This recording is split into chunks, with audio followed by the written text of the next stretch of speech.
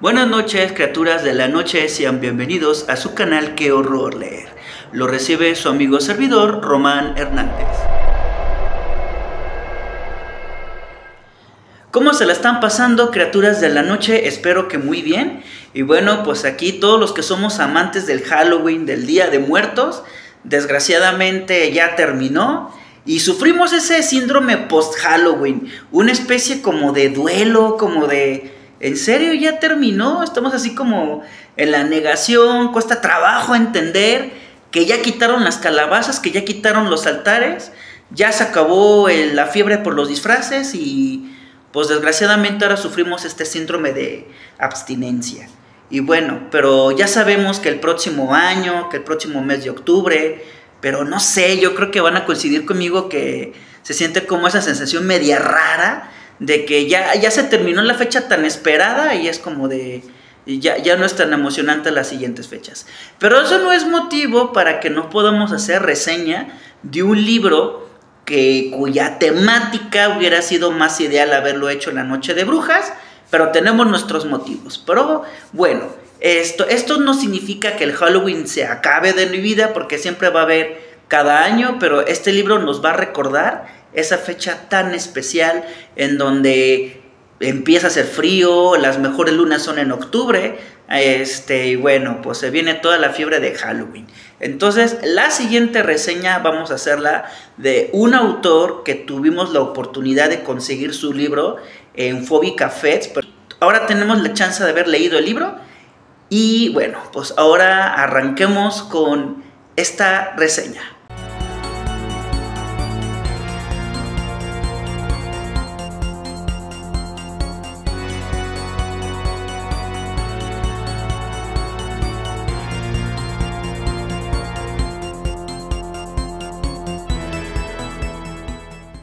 Andrés Torres es el autor del libro Halloween Sangriento y otros hechos siniestros, que les había comentado, este libro lo conseguí en Phobica Fest y que de hecho también pueden conseguirlo directamente con el autor en su perfil de Face, que es Andrés Torres. De hecho creo que tiene algunos canales donde promociona también su libro y bueno, también es autor de otros 3 libros, principalmente trabaja cuento infantil y también tiene una novela. Que bueno, pues nosotros nos dimos la tarea de leer el libro Halloween Sangriento, que se trata de una colección de cuentos y el título hace referencia precisamente a uno de los relatos que incluye este libro. Pero les tenemos una muy mala noticia. Ya ven que nosotros aquí en el canal Qué Horror Leer apoyamos a los autores independientes, apoyamos a los autores que no tienen difusión, que desgraciadamente otros booktubers no les hacen reseña si la portada no es comercial, si el nombre no es así como que un seudónimo muy pipiris nice. Pero bueno, pues aquí el chiste es apoyar a los autores. Pero bueno, lamento decir, porque el libro la verdad no fue de nuestro agrado. No crean que va a haber reseña, pues sí la va a haber, no es como que ya se haya acabado todo, pero sí me llevé una gran decepción porque el libro realmente no atemoriza, y no solamente atemoriza, creo que tiene muchas fallas este libro. El libro principalmente cuenta con muchos errores técnicos en la cuestión de la redacción, en la estructura de la historia, en la forma de dar giros a la historia también, o en el desarrollo de sus personajes, porque al momento de leerlo, uno se puede ir con la idea de que son relatos maduros, pero no precisamente. Incluso uno puede irse con la finta de que son cuentos para niños o para adolescentes, pero no, es que desgraciadamente la forma de narrar tiene muchísimos errores en cuanto a la estructura de la historia, que hace pensar como cuentos para niños, pero ni siquiera eso, porque yo creo que hasta los niños notarían los errores que tienen estas historias. Pero vamos de una por una de qué tratan y cuáles son pues justamente los detalles de estos cuentos. Jeruso, el perro fantasma. Desde que leí el título yo pensé que se trataba de un cuento infantil, que me hizo recordar, por ejemplo, como esos libros de cuento que aparecían en el libro de español. No sé si se acuerdan ustedes, el de la portada del perrito. Jeruso el perro fantasma, pensé que era una historia inocente, una historia para niños, pero lo interesante de esta historia es que es narrada desde el punto de vista de un perro. Es como si fuera el tipo biografía en la que se trata más que nada de un perrito que fue sustraído de su madre y fue regalado a una familia de escasos recursos que en lugar de darle cobijo, alimento y cariño, terminan aventándola a la azotea y lo descuidan por completo. Y bueno, pues el título Perro Fantasma pues ya te dice cómo va a terminar la historia, que de hecho la historia da un giro sobrenatural y se convierte en una historia sanguinaria y una historia también de venganza, ¿no? Una historia que tiene una reflexión sobre el cuidado y el maltrato de los animales, que hay que dedicarles mayor atención, y podría decir que es el único relato que me gustó, porque de ahí en más, los demás se van en picada. Les digo, el título suena muy infantil, pero creo que el giro de este cuento me encantó, y de hecho, lamento decir que fue el único cuento que me gustó de todos. Y porque el siguiente fue El Colegio del Short, en donde un profesor que viaja hacia tierras rumanas conoce al director y dueño de un instituto en el cual lo invita a trabajar como docente, pero empezará a notar que tanto el colegio como el personal docente y los alumnos se comportan de manera muy extraña, por lo cual se trata de seres extranormales. Y entonces uno cae en la cuenta como otra historia genérica de un colegio internado que refugia gente excepcional, gente con dones mágicos. Ya lo vimos con Harry Potter, ya lo vimos hasta con Merlina, el colegio Raven, en donde guarda a puros estudiantes con habilidades sobrenaturales, y esta no es la excepción. Pero cuando les comenté al principio del video, antes de hablar de los cuentos, que muchas de estas historias tienen fallas en la estructura, este es uno de ellos, porque en este relato del short realmente no... Bueno, sí es predecible la historia, pero la manera como va llevando la historia el autor, la verdad, presenta las siguientes cosas. No espoleo el cuento, pero sí tengo que mencionar los errores. Uno de ellos es que hay un giro, no hay un giro, perdón, lo voy a corregir. Más bien hay una cosa muy improvisada, porque el protagonista creemos que es soltero, pero al final de la historia nos dice que termina regresando con su esposa e hijos, y me quedé así como de, cabrón, todo este tiempo estaba casado y tenía hijos, y el güey aceptó un trabajo donde sabía que no iba a regresar a su país, a su ciudad, con su familia, y al final termina mencionando que tenía una familia, y te quedas como de, wow, entonces a la familia la iba a dejar morir de hambre ahí, dejándolos arrumbados, o qué onda, ¿no? Bueno, que eso no está tan lejano también de la realidad aquí en México, pues. Pero también hay una cosa media chusca, que no lo espoleo, pero es la forma como resuelven el conflicto en esta historia, que se me hizo muy, no sé, muy ingenuo, la manera como resolvieron el conflicto en la historia, porque sí fue una cosa muy, no sé, bastante ingenua como lo hicieron, incluso hasta ridículo. La verdad dio mucha risa cómo resolvieron el conflicto. Por eso uno piensa si el relato no está dirigido para menores de edad. El siguiente es Halloween Sangriento. Trata de un pequeño pueblo en Estados Unidos en donde todos los jóvenes estudiantes de una preparatoria son invitados a una misteriosa fiesta de Halloween de disfraces en una casa abandonada donde no se sabe quién es el anfitrión, pero todos están festejando hasta que comienzan a aparecer asesinados uno por uno a manos de una figura mortuoria con una mortaja que hace pensar en la figura de la muerte, y sobre todo porque porta una guadaña.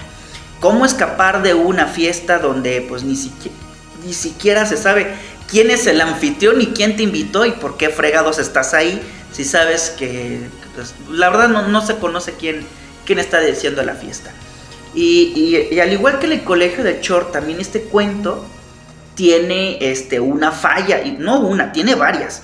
La primera de ellas es de que se supone que la historia ocurre en un pueblo de Estados Unidos, pero los personajes hablan como españoles. Joder, tío, jolines, ¿qué habréis pasado por ahí? Entonces, los personajes tienen ese acento y te quedas como de, ¿será acaso que el libro fue publicado en Estados Unidos y fue traducido en España? No, nada, para nada de eso.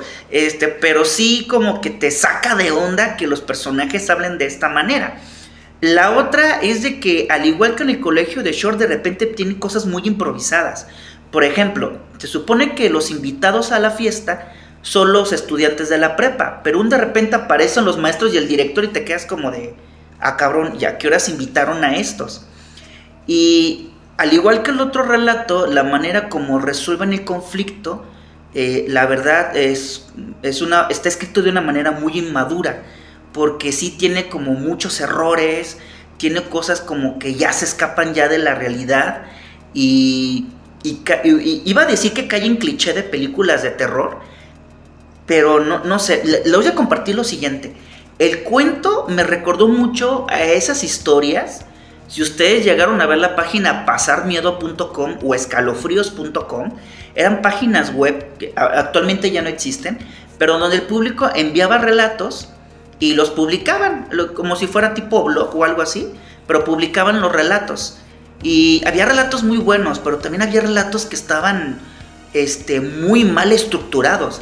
Y el cuento de Halloween Sangriento me recordó a ese tipo de historias que aparecían en esta página, en donde tenían muchas fallas en la estructura, como por ejemplo, cómo los personajes resuelven la situación del conflicto demasiado desapegado de la realidad, o una cosa como muy inmadura. Entonces, no sé, incluso a cómo los otros personajes reaccionan al evento sobrenatural y como que no te la crees. No sé qué pasaría con el autor, pero no sé si el autor realmente prestó atención a lo que estaba escribiendo, pero ni tú mismo te crees lo que está pasando en la historia. Ya sabemos que son historias ficticias y uno como lector se sumerge a la ficción de la historia y lo tomas como en serio, pero con los errores que se presentan dices, pues la verdad no me lo termino creyendo. Una opresión es un relato sobrenatural que habla sobre las subidas de muerto, pero es una historia muy extraña porque termina teniendo como tintes cristianos, como más hablar de la fe, creer en Cristo. Entonces no sé si es un cuento que tiene la intención como de tratar de convencer a la gente para que se arrepienta y crea en Jesús, pero no sé la verdad, pero sí está escrito de una manera muy rara. Muerte prematura. Es un cuento que me hizo recordar un poquito la historia o la trama de Destino Final, en donde vemos a un personaje que tiene una visión de cómo van a morir él y sus acompañantes dentro de un automóvil. Y bueno, pues es una historia donde nos hace ver que el destino es inevitable y no podemos escapar de la muerte. Un relato que realmente pues es predecible y pues no crean que van a encontrar el gran giro de historia. Viaje a Transilvania fue otro relato que también me sacó de onda, porque al principio sonaba interesante la historia. Trata de un grupo de amigos campistas que viajan a los bosques de Rumania, se refugian en una cueva durante una noche de tormenta y descubren una serie de grabados que, al tratar de descifrarlos, terminan despertando una maldición. Y a consecuencia de esto, bueno, pues los jóvenes terminan ayudando a los aldeanos para poder contener esa maldición. Y eso es lo que saca de onda, porque dices, bueno, el motivo de los personajes está medio raro, como que les faltó algo para que los personajes realmente le entraran con ganas a la historia, pero no sé, se queda muy a medias. La noche de los alacranes. Si los otros relatos les parecieron desconcertantes, este todavía está mucho más desconcertante, porque la idea principal es una familia atrapada en una casa llena de alacranes. Hasta ahí. Es un relato que se toma su tiempo para ambientar, para describir lo que está sucediendo, pero es una historia que simplemente termina en una especie de supervivencia y hasta ahí. No te da explicaciones, no te dice, o al menos no te da como pequeñas pistas, porque no necesariamente una historia de terror tienes que dar tantas explicaciones o dar una respuesta para que se resuelva el enigma, pero por lo menos das pequeñas pistas de por qué va sucediendo lo que está sucediendo, y aquí pues no hay nada de eso. Y aparte pues simplemente eso es una invasión de alacranes en una casa y hasta ahí. Entonces no esperan otra cosa, aunque puede dar ñáñaras. Claro que los alacranes son arácnidos peligrosos en donde las personas, si reciben muchos piquetes, pueden morir. Pero la forma como lo cuenta el autor, no sé, está muy raro. Entonces como que no se logra como hervir o terminar de cocer la idea, y es como que se queda a media. El libro maldito. Ay, no sé qué decir de esto, pero creo que el primer fallo que tenemos está la forma como se eligen los títulos, que parecieran pues como cuentos infantiles. El libro maldito, iba a decir que era mi relato también favorito, porque al principio, como va ambientando el autor, pues sí logra una buena ambientación, pero la forma como se desarrolla la historia termina en una forma chusca y hasta cómica. Yo creo que era comedia no intencional. Lo único lo que les puedo decir es que la trama me recordó mucho a un episodio de Los Simpson en la temporada de La Casita del Horror, en donde Bart y Lisa encuentran un grimorio maldito en una biblioteca y al momento de leerlo provocan un caos. Entonces terminan reviviendo a los muertos. Y algo así ocurre en esta historia. Y bueno, al momento que iba mencionando que el grimorio es el Necronomicon, y dije, ok, aquí ya como que la cosa ya va marchando.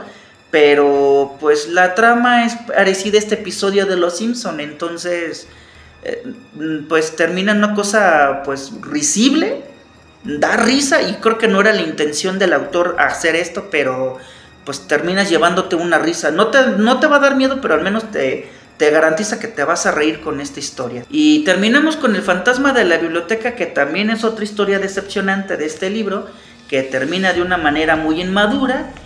Y bueno, y habla pues prácticamente la historia de un fantasma atrapado en una biblioteca y el misterio que encierra por qué el fantasma se encuentre. Que también el misterio lo resuelven de la manera pues muy sencilla. Digo, yo creo que hasta Scooby-Doo tenía mejor trama para resolver los misterios, porque al menos te colocaban pistas y te daban ideas de cómo resolver el misterio. Pero aquí voy a calificar las siguientes cosas. Hay historias que realmente están bien ambientadas. El problema es que a medida que se va desarrollando la historia va en picada, y esto pasa en la mayoría de las historias, en donde las motivaciones de los personajes realmente no te convence. Varios de los títulos de los cuentos, como los acabo de leer, pues realmente suenan como títulos de cuentos para niños, o incluso como episodios de Escalofríos o algo así, pero ni siquiera tienen la trama como de Escalofríos. Digo, para hacer una historia de terror para niños, al menos vienen con una lección, o vienen, por ejemplo, Escalofríos tenían un giro sobrenatural que, aunque no daba tanto miedo, pero te dices, bueno, las cosas no terminan bien, cosa que no sucede aquí, cosa que de repente el desarrollo se ve muy, muy inmaduro, cosas muy improvisadas, como lo que comenté al principio de la reseña. De repente el personaje crees que era soltero y al final te salen con que tenía familia, y te quedas como de, ¿y de dónde salió eso si al principio no te lo mencionan, no? O la manera como los personajes intentan resolver el misterio y se quedan cortos. O sea, la manera como el autor trata de estructurar el misterio realmente le falla. Y el detalle es de que, claro, todo el mundo puede escribir un libro, pero no cualquiera se prepara. Entonces lamento, bueno, si el autor llegara a ver el video, pero lamento tener que decirte, no, yo creo que voy a corregir esto, no tengo por qué decirle lo lamento, más bien al contrario. Creo que si alguien va a publicar un libro, hay que tomar por lo menos un curso de escritura, o al menos de que alguien te revise los textos y te digan, oye, ¿sabes qué? Tiene esto, oye, ¿sabes qué? Tiene un exceso de esto, o ¿sabes qué? Como que la historia cae de una manera medio rara, o tiene un final, un cierre muy inadecuado. Al menos de que pase por manos de otra persona, de un editor o de otro escritor, para que te pueda dar las observaciones, porque es que la verdad el libro tiene muchísimas fallas. Solamente me quedaría con el cuento del perro fantasma y hasta ahí, porque las demás historias la verdad se van en picada. Entonces pues tengo que decir que este libro está escrito de una manera muy inmadura, y pareciera como si fuera un novato que apenas está enseñando a escribir. Y me recordó muchísimo a estas historias de esta página de escalofríos.com, donde de repente habían fans, o incluso hasta Wattpad también hay de eso. Hay chicos que tratan de escribir una novela, un cuento, pero no les sale bien. Entonces, muchos de ese tipo de errores aparecen en este libro. Entonces, pues hay que prepararse más, ¿no? Para poder, antes de publicar un libro, digo, hasta uno como autor que puede tener experiencia, se le van errores, ¿no? En la escritura, pero lo pasamos a manos de alguien más para que lo pueda revisar y nos puede decir, mira, te equivocaste aquí, o mira, tienes estos errores, o mira, tienes que modificar esto, o la verdad la historia no se entiende. Entonces, cosa que no pasa esto aquí. De hecho, cuando vi el código de ISBN, el código de barra, yo pensé que era el ISBN y en realidad es el nombre del autor. Entonces, varias de las historias tienen ese tipo de errores, como por ejemplo, que tienen nombres de personajes estadounidenses, ocurren en Estados Unidos, pero hablan como españoles. Entonces uno pensaría que el libro es una traducción en español de Estados Unidos, pero en realidad no tiene nada que ver con eso. Entonces, yo creo que sí hay que echarle más ganitas con la escritura, para que uno pueda, claro, esto no es una derrota, no es como de que uno ya no siga publicando, pero cuando uno escribe uno tiene que seguir preparándose, ya sea leyendo, participando en talleres de escritura, o al menos que alguien más pueda revisar los textos, porque una cosa que yo sí he notado con algunos autores independientes es que escriben el libro, lo mandan a publicar y ni siquiera lo revisan, o al menos no piden a alguien más que se los revise para que no vengan con errores, y pues desgraciadamente este libro es uno de ellos. Entonces, bueno, tampoco es como para desanimarse, pues, pero la verdad que hay que seguirle echándole ganitas a la escritura. Entonces, lamentamos decir que no nos gustó. Bueno, criaturas de la noche, esto sería todo por hoy, y no me voy sin antes decirles descansen en paz.